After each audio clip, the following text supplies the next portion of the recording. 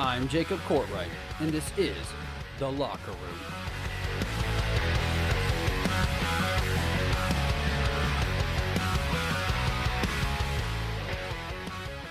What is going on, everybody? Welcome into The Locker Room. We have yet another great show for you today. I also have some massive news to be announcing this Saturday, so make sure you're following us on our social media.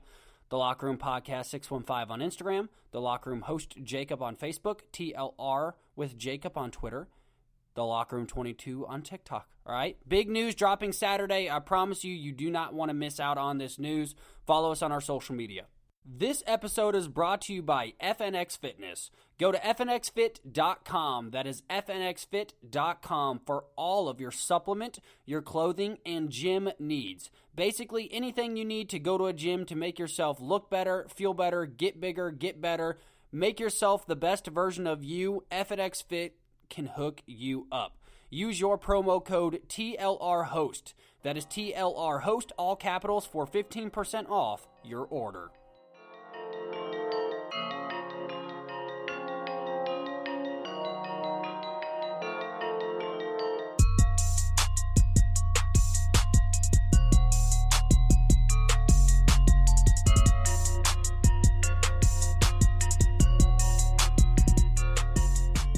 I told you we were going to open up the show with fan questions, and so we are. Now, I apologized right off the bat. If I left out your question, I got a lot of them. I'm just trying to accumulate my top 10 that I could find. Some of these were pretty recent as of today, and they were really good, so I had to include them. But we've got 10 questions here from fans around the globe. I don't know if they're around the globe, but it just sounds cool to say that. So let's start off with question number 1. Now, in all fairness, this question literally got asked like 4 hours ago, but I had to move it to number 1 because this is the most excited I have been in my recent memory, right? Probably my wedding day, then this.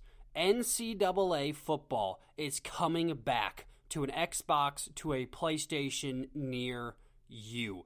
It has been since NCAA 14 that we got such a glorious game, and we are getting it back, people. It is here, and I can hardly contain my excitement. Now, the question that was asked was, what are my thoughts on them coming out with a new NCAA football game, and what are my thoughts on the NCAA franchises as a whole, both basketball and football?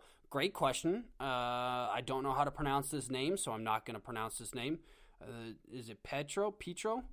Let's go with Petro. All right. So, first and foremost, let's answer what are my thoughts on the franchises as a whole, and then we'll talk about the game coming out. NCAA football 14 and NCAA basketball, was it 13 or 12? I think it was 13, are some of the highest rated sports games of all time. Statistically, a fan favorite, they are still up there with some of the biggest sports games of all time. So for them to withstand, especially having a hiatus of how many years, to withstand the test of time and be beloved by so many people, that statistically they still are up there with NBA 2K14. Or 2K14 was the second highest rated sports game of all time in history. So they are up there with some of the greatest sports games of all time. The franchise as a whole brought the love of college sports and a fan favorite My Player mode into one. The My Player mode is the highest played mode in the NCAA football game, especially in 14. It really did a great job of letting you create your high school, create your uniforms, be the star quarterback in high school, work your way up to college, and get to play at your favorite college of all time. I mean, I literally remember being a quarterback for the Oregon Ducks, and just winning national championship after national championship, because if you did a wheel route, it was the most unstoppable route in that entire game. So, but it did a great job of that, and that's the most, if you want to look at the statistics, because I am a statistics guy, the My Player mode is one of the highest played modes in all of the NCAA games. And they did a great job of that, both basketball and football. So as a franchise as a whole, I think, and I truly believe this, I think people like college sports more than they like professional sports. And if there's a diehard, even if I'm a diehard Bears or diehard Titans fan, I will always go Oregon Ducks over all professional sports all the time. No matter how much I love all the professional sports, there's just a certain love for college sports that no other sports have. Why? Because these kids play with passion, they play with heart, and they play every down like it's their last. Whereas in pros, especially in the NBA, you get a lot of players that take games off, don't give it their all, they don't play defense until the playoffs. Same with football. Some of these players, if they know they're a bad team, they kind of take the season off. They go, all right, let's just check out the season and let's try and get the number 1 overall pick. And that frustrates a lot of people. And I hear you because I am a part of that. But the franchises as a whole did a great job of bringing a college atmosphere, the love of college football, into a game. They both had both basketball and football in the NCAA franchises. Had great my player modes where you could really build your career up, and those were just so much fun. Now, the second part of that question, what do I think about them bringing out another college football game? It's about damn time. How many times have we seen a guy or a girl holding up a sign that says bring back NCAA football on college game day during the college football season? I literally can account probably once a Saturday you see a sign that says bring back NCAA football. It's a beloved franchise. Don't get me wrong, it is my all-time favorite sports game. There's not one sports game that will ever trump NCAA 14 football. Honestly, basketball too, but football for sure, unless this new one is just so great that I can't get enough of it. I pray that whoever handles the Madden franchise stays the hell away from NCAA football 21 or 22, right? Don't get near it. If you are a Madden fan and you know exactly what I'm talking about, I'm not going to spend $55 for a crappy game mode, a horrible my player mode, and basically a roster update, right? Keep it out of the hands of those fools taking on Madden right now. But the franchise not only means a lot to me personally, of course it means a lot to everybody, but the franchise needed to come out with a game. They needed to come to an understanding with the players of, hey, if we use your likeness, you're going to get X amount of dollars, or the school is, or whatever it is. Whatever they came to an agreement with that allowed them to make this game, kudos to you. You're the big winners of the year. All right, now that I got that out of my system, let's go on to question number 2. What will Matthew Stafford's impact be? I believe Matthew Stafford makes the Rams a real contender. Although I don't think Jared Goff's a horrible quarterback, I believe Jared Goff had a cap limit. He had a play style limit. And I think Sean McVay knew that exact same thing. People don't understand how talented Matthew Stafford is. People like Aaron Rodgers, Tom Brady, Drew Brees, big name guys talk about Matthew Stafford's talent all the time. They talk about his arm talent, his vision, his awareness. Matthew Stafford is a great quarterback. He has been dying in Detroit for the last, 9-10 seasons. I am so happy that at the young age of 33, he gets to live out the rest of his career with a team that could potentially get to the Super Bowl if he plays at a high level. Now, I know a lot of people say, well, he's not very great against good teams. Well, guess what? The Detroit Lions aren't good against great teams. I don't believe that fully lies on Matthew Stafford's back. And a lot of people have also said he's very injury prone. I get that. Look at his offensive line. Look at what he's had to deal with that franchise. He literally has put the entire city of Detroit on his back. Broken thumbs, fractured backs, all in all, horrible offensive lines, not great offensive teams. Even, think about this, Megatron got out of there early in his career.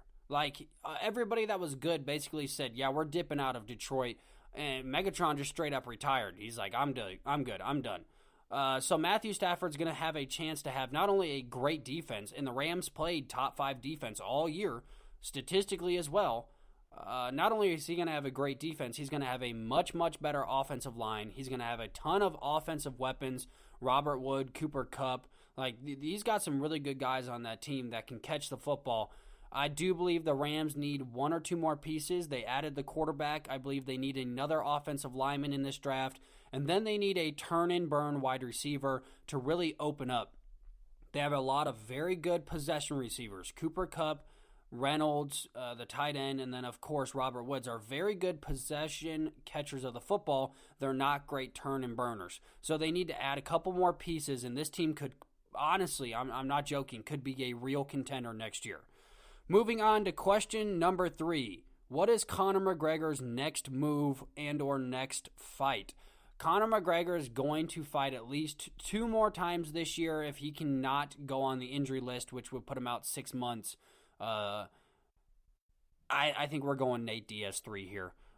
Conor's problem right now is after losing to Dustin Poirier, Conor really is in a weird avenue here. Does Conor McGregor come back and fight somebody like a Tony Ferguson in 5 months? I don't think so.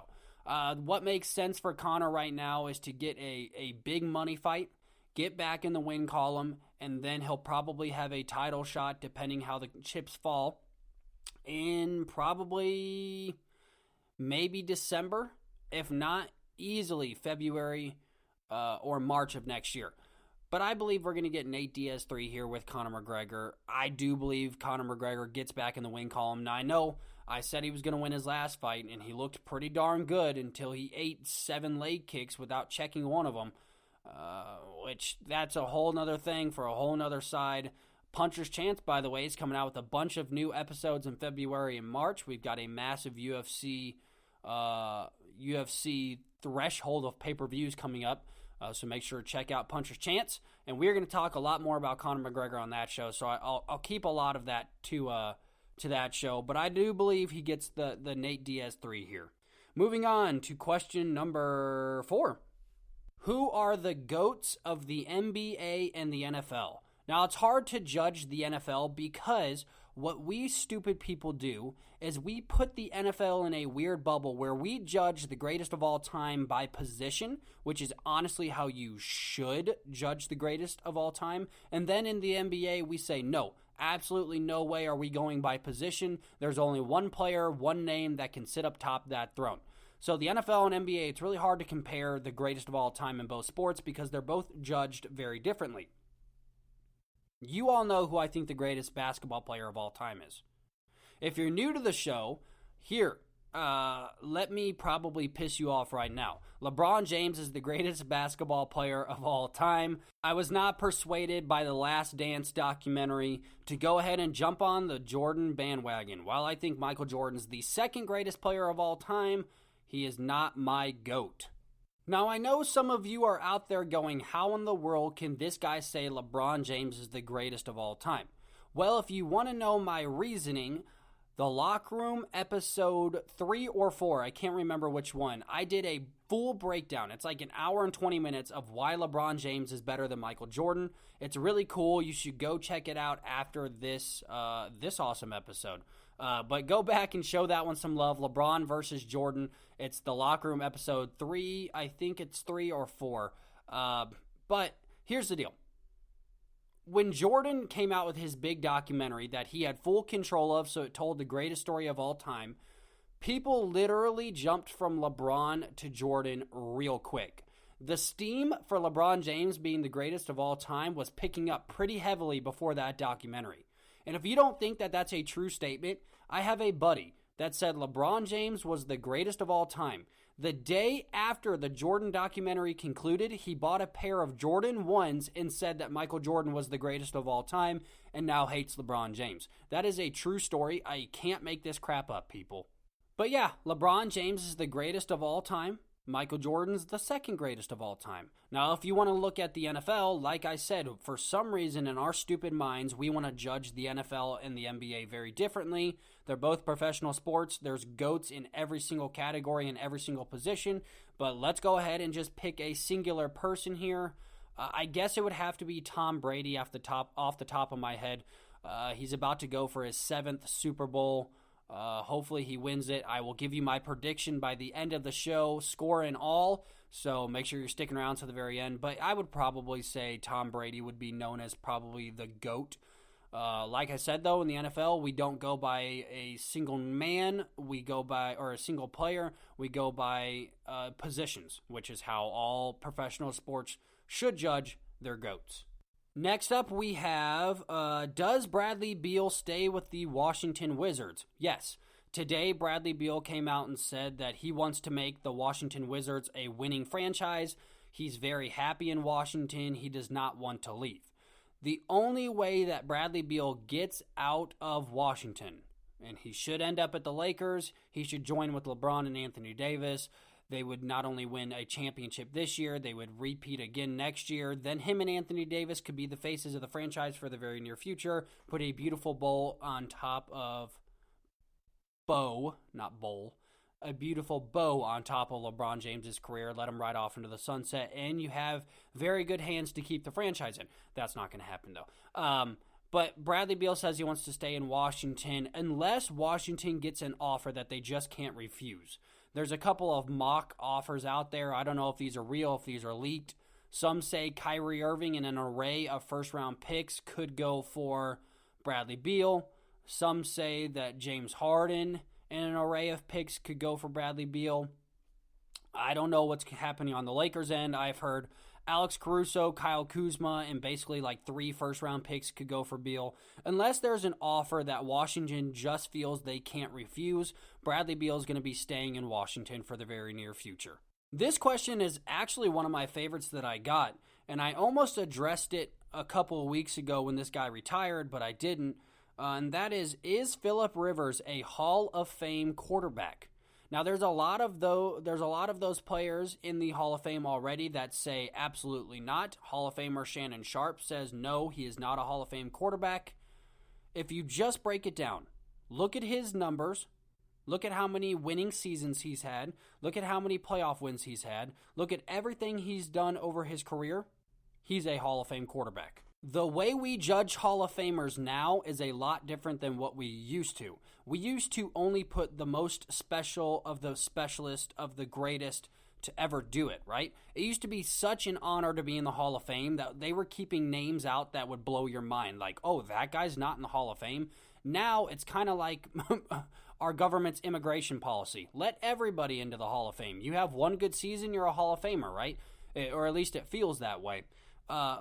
So judging by today's standards, he played in an era of Big Ben in his prime, Peyton Manning in his prime, Tom Brady in his prime, Drew Brees in his prime. He played in an era with all of these great guys that overshadowed what Phillip Rivers did in his career. And that's the thing, is a lot of people just want to go, oh, he's not a name that sticks out. That's right. If you had a board and you said, hey, here's all the quarterbacks that were in his draft class or in their primes during Phillip Rivers' prime, you would pick Phillip Rivers last most likely because those guys were just something special. All of them are Hall of Famers. But guess what? You were not choosing anybody else above Phillip Rivers. Stop overshadowing what Phillip Rivers did just because he played in an era with great quarterbacks. He deserves to be in the Hall of Fame. I will die on this tombstone until the end of my life, all right? I do believe Phillip Rivers is a Hall of Fame quarterback and a Hall of Fame trash talker, the greatest of all time. Another football question up next. We have a lot of football fans, which, trust me, I am a diehard football guy, so I love answering these questions. Where do I believe Deshaun Watson ends up? Not where I would like him to end up, Jacob. That's a different story. But where do I think Deshaun Watson ends up? Honestly, he might end up a New York Jet. After a horrible season this year with the Houston Texans, all of the Houston Texans players have come out. They're all boo-hooing. They're apologizing to Deshaun for wasting his year, wasting his season, wasting his talent, blah, blah, blah, blah, blah. J.J. Watt being one of the biggest babies right now, which I'm a big J.J. guy, don't get me wrong, but he's just, we're so sorry that we wasted your year. Yet, almost in every single mock trade, like 67%, I believe, of trades have Deshaun Watson ending up a New York Jet. Why are you going to go from a fire, I will admit, Houston right now is a fire, to a dumpster fire of the New York Jets? What, because the Jets fired Adam Gase, now all of a sudden the Jets are on the up and up? The Jets are 6-7 years away from being a winning team, from being above 500. You can't convince me otherwise right now. Unless the Jets make some incredible trades and moves, the Jets are several years away from being not a household name, a household winning name, I guess is the best way to put it. A name that people are like, oh man, the Jets are making some noise. Oh, the Jets had a big win this weekend. Like, that's just, the Jets are so far off. So you want to leave Houston to go to New York to play for a worse team. You both fired your coaches so you could have a fresh start in Houston, but nah.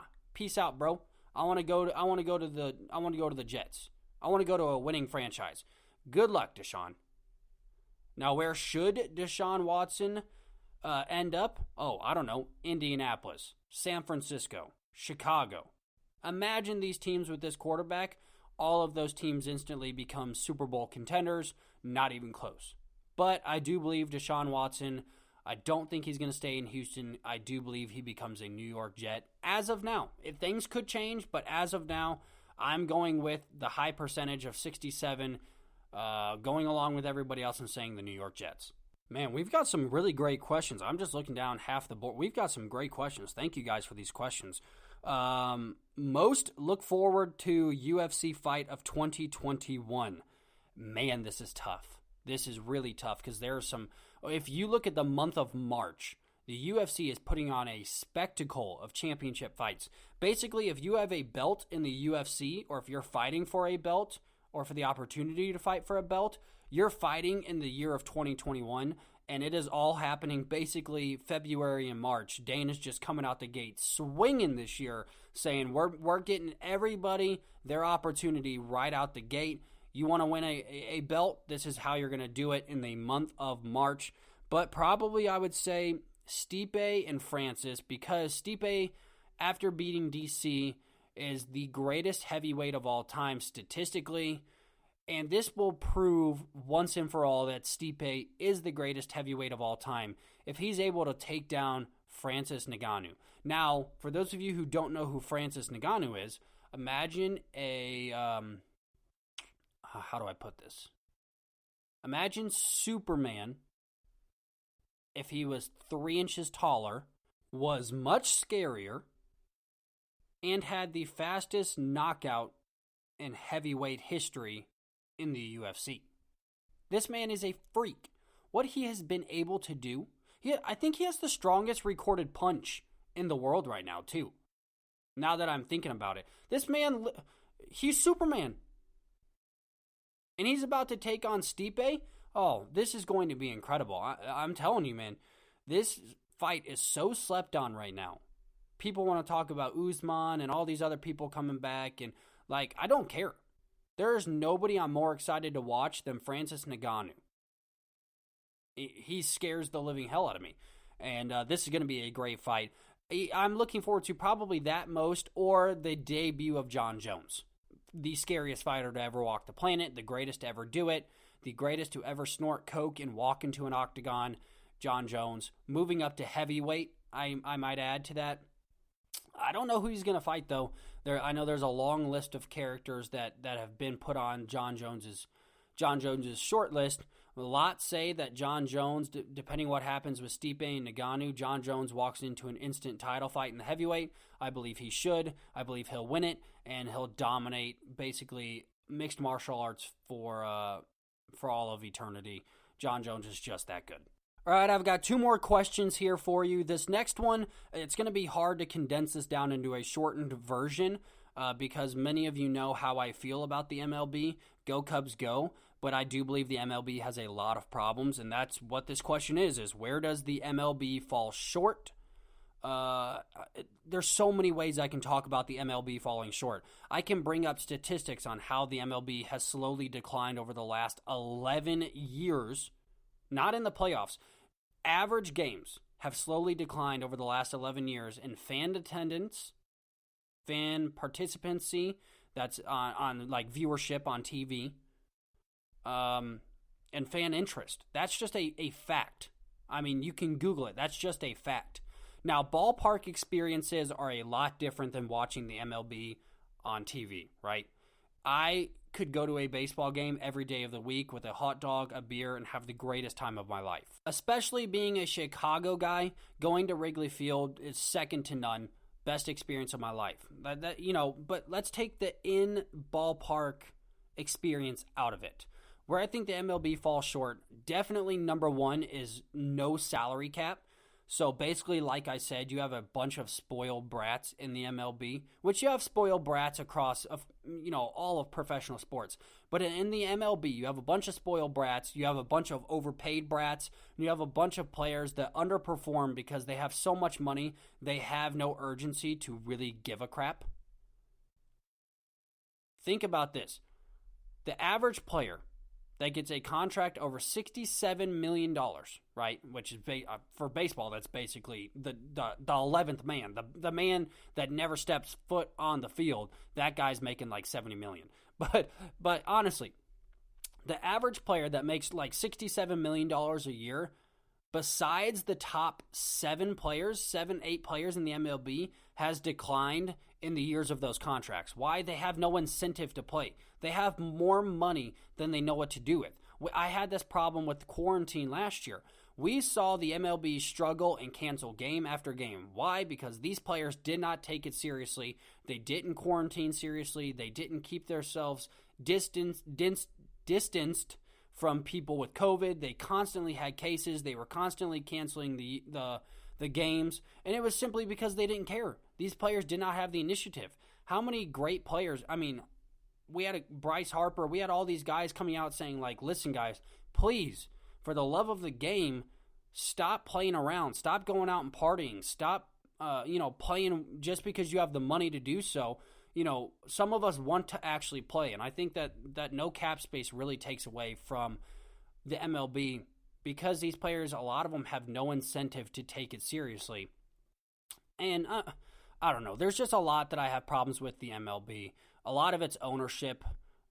They don't care. They're stuck in their ways. They're all 1,000-year-old white guys who just don't care about the fan experiences. A lot of them, not all of them.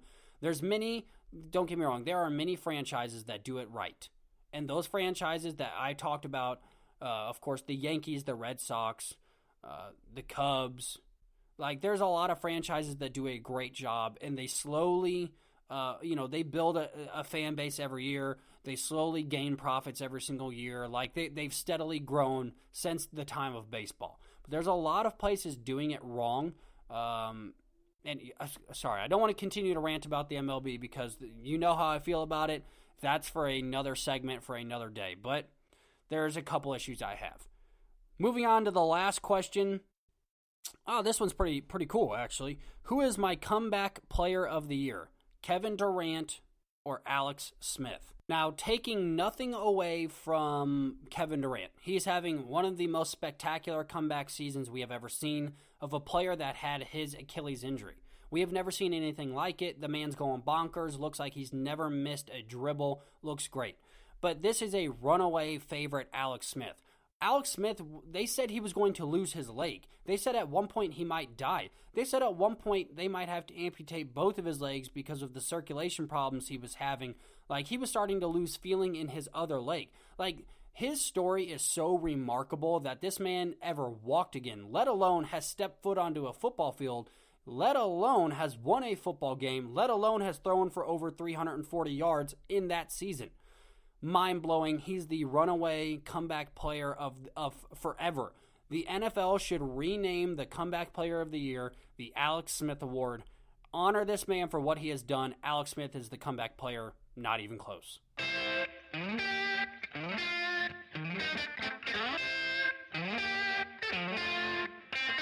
Great fan questions. Thank you to everybody who sent those in. I have so much fun doing fan questions. I might start doing this as its own segment weekly because it's just so much fun and you guys have so many great questions. So great job, everybody. Give yourselves a round of applause. I'm giving you one very quietly because I don't want to hurt your ears through the microphone. All right, now we've got a big thing happening this Sunday, the Super Bowl. That is right. Big goat versus baby goat, as a lot of people are calling it, and that's really what I want to focus on today. If Patrick Mahomes wins this football game, beats Tom Brady, the greatest of all time, if Patrick Mahomes goes on to win 2 or 3 more Super Bowls, let's say he gets to 4 or 5, if Patrick Mahomes he's probably going to surpass, if he plays at this level, Brady in yards, touchdowns in the playoffs and in the regular season, set a bunch new records that will probably not be broken for another 20 years. If he's able to do that, can Patrick Mahomes surpass Tom Brady as the GOAT? That is the big question here. I asked it on my Instagram. I'm going to talk about it now. So on Instagram, Patrick Mahomes just slightly got the edge over Tom Brady with the yes vote. A lot of people out there saying that yes, if he beats Tom Brady, he could, at the end of his career, surpass Tom Brady. Now, I am not the kind of guy that just instantly goes like, nope, never going to happen, it can't happen, it's never been done, blah, blah, blah, blah, blah. Because if you put a no or never at the end of a sentence, there's always a small possibility that something could happen, right? Those people that say, oh, I'll never win the lottery, and then all of a sudden you hit the lottery and you have, $130 million in your bank, well, now you look like a fool. You said you'd never win it. There's always a possibility for everything. Is there a possibility that if Patrick Mahomes wins this Super Bowl, and these are all ifs, ands, or buts, right? If Patrick Mahomes wins this Super Bowl, that he could surpass Brady at the end of Patrick Mahomes' career as the greatest quarterback of all time? Absolutely. There's always an opportunity or a possibility that those things can happen. Do I think it's very likely? No. I don't think it's very likely that Patrick Mahomes, although is far superior when it comes to arm strength, mobility than Tom Brady, I don't believe that he can ever surpass Tom Brady as the GOAT. And there's a lot of reasons why I don't think that that's ever going to happen. But here's some interesting facts that deal around Tom Brady versus Patrick Mahomes. First off, Patrick Mahomes was 6 years old when Tom Brady won his first Super Bowl at the age of 24. That's crazy. And he's about to play Patrick Mahomes in the Super Bowl. That's first and foremost. His age and his longevity has shown through time. Although Tom has definitely declined in arm strength and definitely declined in mobility, Tom Brady is still an elite quarterback in the NFL at the ripe age of 4,000. Right? Like Tom Brady was 24 when Patrick Mahomes was 6 years old and not even thinking about football at the time. Tom Brady takes the field for his 10th Super Bowl appearance. He has started in 10 Super Bowls. The next closest is John Elway with 5 Super Bowls. Let that sink in. Now, I know there's a lot of people out there that do the Jordan 6 for 6 thing and how it's not great that LeBron has gotten to so many NBA Finals, 8 in a row for LeBron James. We can't continue to do that because getting to the Super Bowl is no easy feat, and we can't just keep throwing that to the side. Same thing with LeBron. So I would take 6-3 over 6 for 6 any day of the week. Anytime I'm able to get to the big stage and play at a very elite level, which LeBron James and Tom Brady have, that can't be discredited. I mean, hell, LeBron James lost a finals, lost a championship while leading in every statistical category. Greatness and longevity has a lot to do with the GOAT conversation. So that's another notch in Tom Brady's belt. 6 for 3 in the Super Bowl. Tom Brady has more Super Bowl appearances than Ben Roethlisberger, Drew Brees, Peyton Manning, and Aaron Rodgers combined. This is even a crazier stat. Tom Brady has played in over 18% of all Super Bowls. He has played in 48% of all Super Bowls since he was drafted in 2000.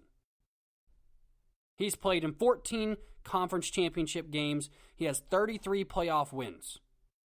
The next closest has 16. And finally, just for good measure, he also holds the records for most passes completed with 43 in a Super Bowl and 505 yards just to go along with it. The reason I don't believe that Patrick Mahomes, even if he beats Brady on Sunday, the reason I don't believe he could ever take over that GOAT is because I don't think that Patrick Mahomes, and these are all assumptions here, it could change based on, his career. I don't believe Patrick Mahomes is going to be playing at an elite level at 46 years old, going to 10 Super Bowls. I I can't wrap my head around anybody else doing what Tom Brady is doing, and therefore that is why Tom Brady will always be the greatest quarterback of all time.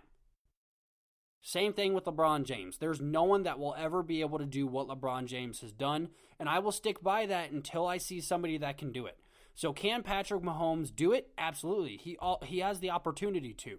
Anybody has the opportunity to do it, but I don't believe that anybody can do it. Otherwise, you would have a lot more people with 10 Super Bowl appearances, a lot more people with 8 straight finals in the NBA. It just doesn't come that often. Now, while we are on the subject of the Super Bowl, it is time for my official prediction for this year's Super Bowl. Now, you know probably most likely who I want to win. I might have even said who I want to win this Super Bowl, but this is the official prediction. Put it in the books. Where Jacob will be right, where Jacob will be wrong in the future, put it in the history books today.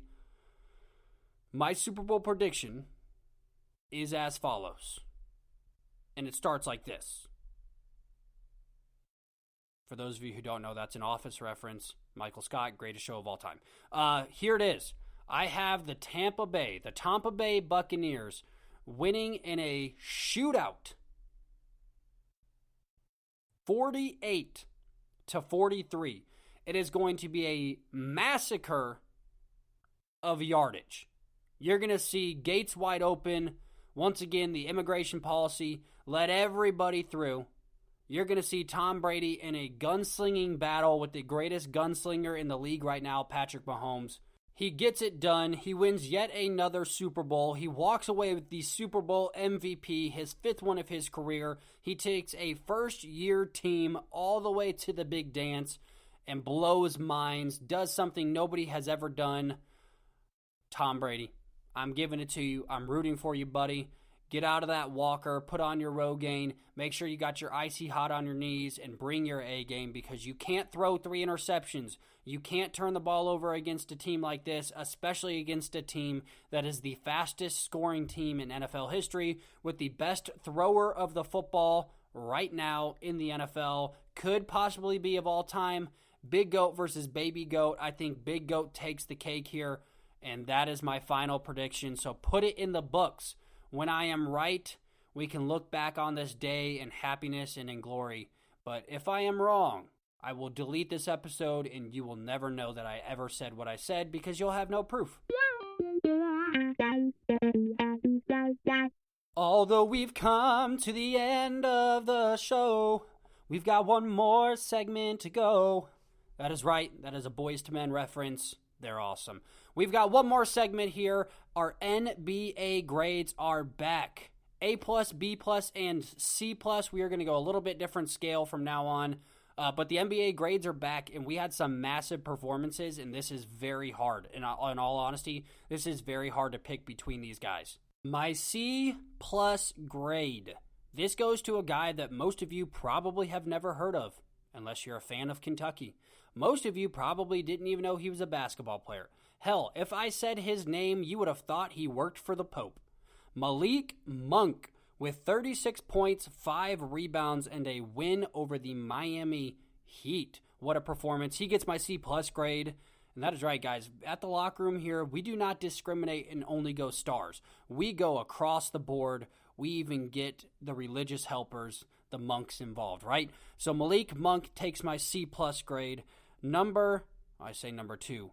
My B+ grade goes to Russell Westbrook with 41 points, 10 rebounds, the game-winning three-pointer over the Brooklyn Nets. In regulation, they won 147-146. If you don't think that the Brooklyn Nets are in major trouble because they literally couldn't stop a runny nose with the proper medicine in a tissue, then you are out of your mind. They are statistically the worst defense in NBA history as it holds up right now. If they finish this year, they will be the worst defensive team to ever grace a court in the NBA. And there's been a lot of really bad defensive teams. They let the Washington Wizards put up 147 points on them in regulation. No overtime. But Russell Westbrook hits the nasty dagger, gets the game winner over his former foe, Kevin Durant. And my A-plus grade goes to somebody who, if I pronounced his name correctly, you still wouldn't know the difference. Nikola Jokic with a 47 bomber, 12 rebounds, 5 assists, and a massive win over the Red Hot Jazz. That is right, I said the Red Hot Jazz. The hottest team in basketball. They had the best record as of a couple days ago. Nikola Jokic went in there and just used his big marshmallow-looking body to put up 47, 12, and 5. What a performance. Those are my NBA grades of the last couple of weeks. Congratulations, gentlemen. You get absolutely nothing. Well, we officially have come to the end of the program. I want to say thank you to everybody who has ever tuned in or listens to the Locker Room Podcast. Whether it's for 5 seconds, 15 minutes, or the entire show, you guys are awesome. I can't thank you enough. Make sure you're following us on our social media because I kid you not, Saturday we have massive news dropping. Sunday we have massive things dropping on the Super Bowl as well. Make sure you're following us on our social medias. Stay up to date. Once again, guys, I'm Jacob Courtwright. This is The Locker Room.